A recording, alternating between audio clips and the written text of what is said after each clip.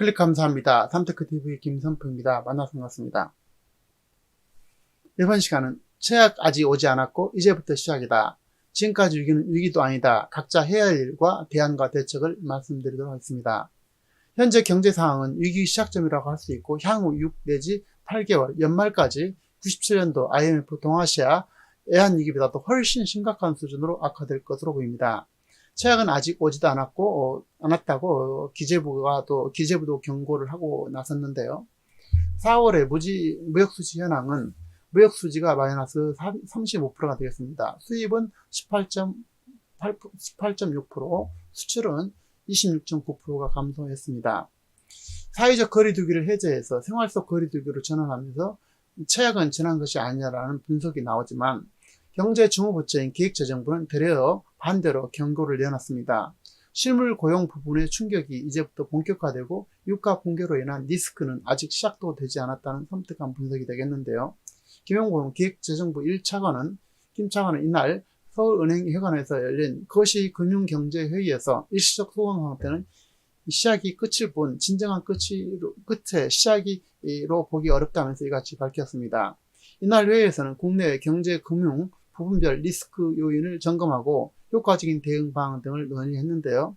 김 차관은 대다수 전문가들은 2, 4분기를 저점으로 전망하고 있어서 실물 경제 침체나 실업 등 본격적인 충격은 이제 시작이라고 말을 하고 있습니다.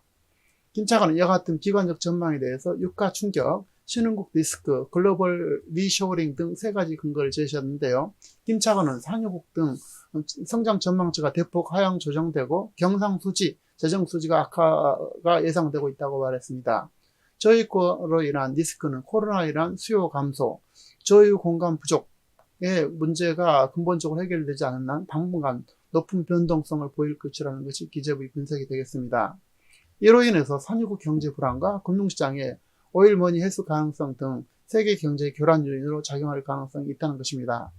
특히 김 차관은 미국 에너지 업체들이 필두로 한 고수익 고위험 하이힐드 채권 시장 내 불안이 우려된다면서 국제 금융시장의 위험 요인으로 작용할 수 있으므로 유가 하락에 따른 각별한 주의가 또 대비가 필요하다라고 덧붙이고 있습니다.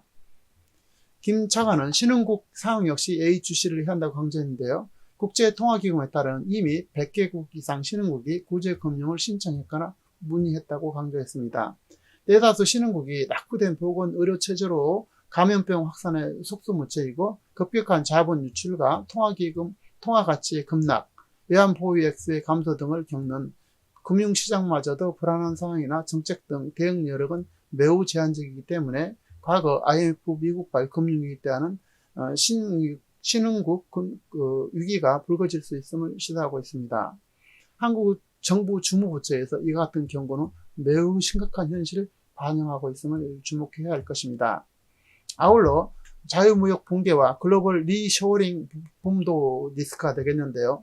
이번 사태로 글로벌 공급망 교란으로 해외 진출한 제조업체들이 본국으로 회귀하는 리쇼어링을 하여서 이번 기회에 생산 기지를 중국에 의존한다는 것의 위험성을 깨닫는 계기가 되고 있습니다. 따라서 미국을 중심으로 한 각국은 생산 기지 자국화로 본격적으로 모색할 것으로 보입니다. 그런데요, 한국은 어떨까요? 과연 기업들이 한국으로 회귀할 가능성이 얼마나 될까요? 반대로 기업의 코리아 엑소더스가 본격적으로 진행 중에 있는데요. 지금처럼 반기업적 정서를 가지고 세계 최고 수준의 법인세 25%, 주 52시간 근무, 또 최저임금의 급격한 인상 등 기업하려는 기업가가 아니라 노조를 중심으로 한 환경에서 근로 조건의 유연성 등 획기적인 반기업적 정서를 개선하지 않는 한 한국으로의 리쇼어링은 어려울 것입니다.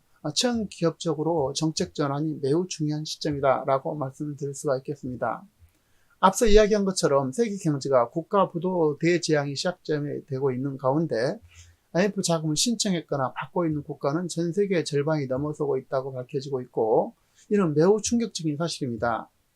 크리스탈리나 게오르기에바 IMF 총재는 4월 15일 현지 시간으로 미국 CNBC와 인터뷰에서 지금은 그 어떤 것과도 비교할 수 없는 비상사태라면서 이같이 밝히고 있습니다.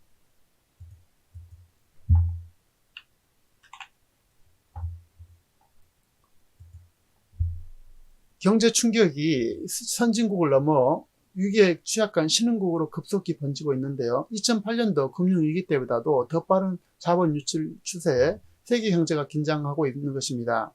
4월 19일 외신과 금융권에 따르면 국제통화기금은 4월 16일 신흥국가 개발도상국이 대규모 자본 유출과 외화 부족, 부채 부담 증가의 문제에 직면했다면서 선진국 그룹의 신흥국 위기 지원을 호소하고 있습니다. 이는 코로나19 확산의 이후 자본 유출이 급격하게 발생하자 세계 절반이 넘는 각국이 IMF에 긴급 지원을 요청하고 있기 때문인데요. 국제금융협회에 따르면 코로나19 확산이 본격화한 1월 20일 이후 신흥국 시장에서 970억 달러, 약 110조 원이 순유출되었습니다. 이는 2008년도 금융위기 당시 자본 유출보다 3배 이상 큰 규모다, 이렇게 말씀드릴 수가 있겠습니다. 신흥국 금융시장에서 해외 자본 이탈이 심각해진 원인은 1차적으로 금융시장의 공포심리가 될 것이고, 고수익을 노리고 들어왔던 해외 자본이 빠르게 탈출하면서 해당 국가의 통화가치가 하락하고, 통화가치 하락이 다시 추가적인 자본 유출을 부르는 악순환이 형성된 것입니다. 이렇게 신흥국 실물 경제 자체도 타격이 불가피하다는 전망이 점차 고개를 들고 있고, 선진국에서 코로나19 확산을 막기 위한 폐쇄 조치를 실행하면서 상품과 원자재 수요가 줄자 신흥국 수출도 위축되고 있는 상황입니다. 거기에다가 코로나19가 인도, 러시아, 브라질, 남아공 등에도 확산되면서 자체로도 록다운 실행할 수밖에 없어졌습니다.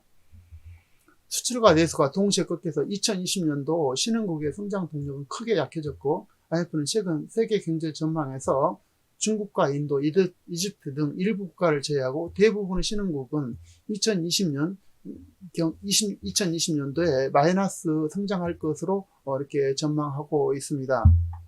한국이 2020년 4월 99개월 8년 3개월 만에 무역 적자를 냈습니다.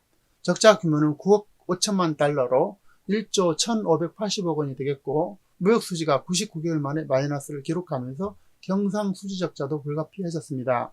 코로나19 후폭풍이 전 방위로 확산되면서 한국 경제의 대표적인 펜들멘탈린 경제 수지에도 빨간불이 켜지게 된 것인데요. 특히 수출 한파가 악화되고 있는데다가 지난 4월 막대한 배당금이 빠져나가는 배당 시즌까지 겹치면서 경상수지 적자는 1년 만에 또다시 기록한 것입니다.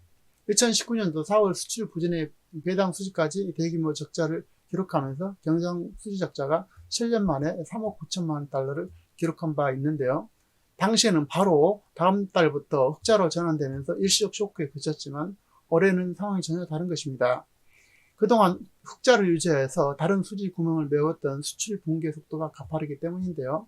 앞서 2월 경상 수지는 64억 1천만 달러 흑자를 기록했고, 상품 수지 흑자 규모가 65억 8천만 달러에 달했습니다. 배당 이자 등 포함된 본원 소득 수지도 12억 5천만 달러의 흑자를 기록했습니다. 산업통상자원부가 5월 1일 공개한 4월 수출입 동향에 따르면 지난 2, 3월엔 주로 중국 수출이 크게 줄었지만 4월 달에는 미국과 EU, 아세안 등이 모두 약화되면서 전 지역 수출이 감소한 것입니다. 한국 일대 수출 품목으로 경제 보탬목을 해왔던 반도체 수출도 전년 동월 대비 14.9% 감소한 71억 달러에 그쳤고, 원래 두 번째로 수출 기여도가 높았던 자동차 완성차가 36.3% 감소한 23억 달러, 부품은 40.6% 감소한 10억 달러에 그치면서 기여도 3위로 내려앉았습니다.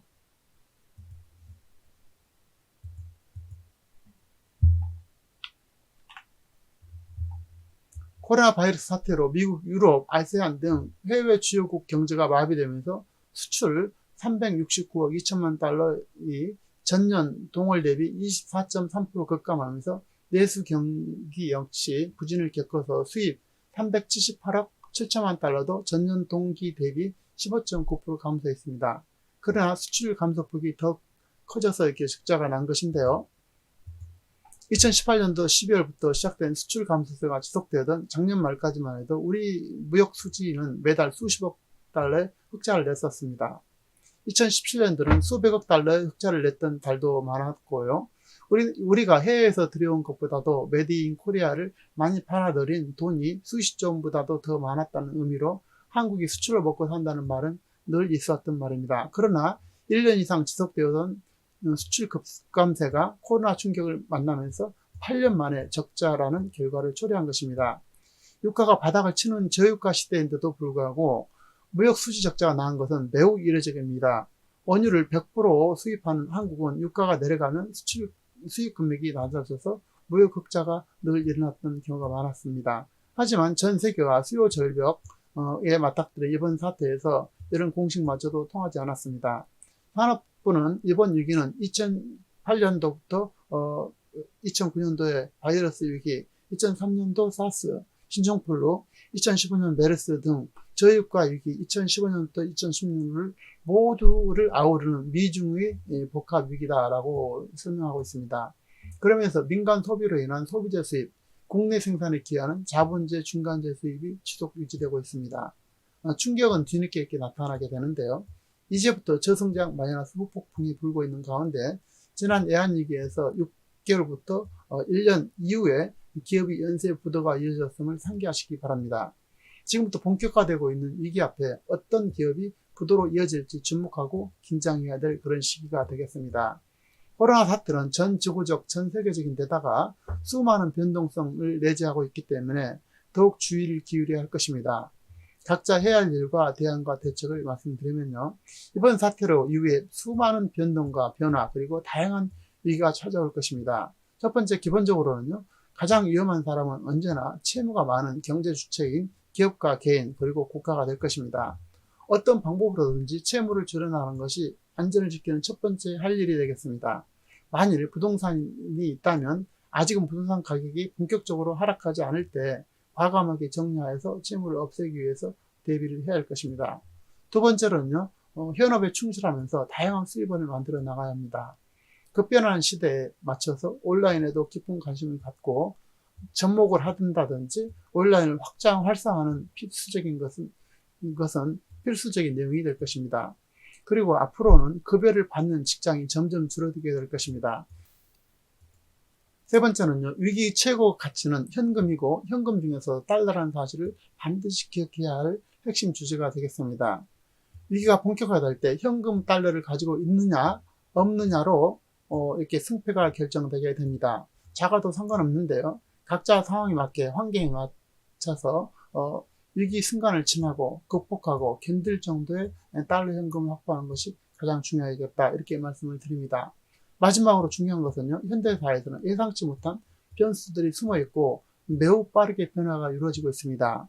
어떤 상황에서도 환경에서도 적응하는 노력과 마음가짐이 가장 중요하겠고요. 역사는 늘 살아남는 자, 적응한 자가 주인공으로 되고 있습니다. 시대의 변화를 능동적으로 받아들이고 가능한 일부터 착수하고 시작하는 작은 행동이 우리 미래를 희망차게 바꿔 나갈 것입니다. 내용의 전체적인 내용이 공감하신 분들은 좋아요와 알람 설정 바라고요. 다음 시간에도 참신하고 유익한 정보로 찾아뵙도록 하겠습니다. 고맙습니다.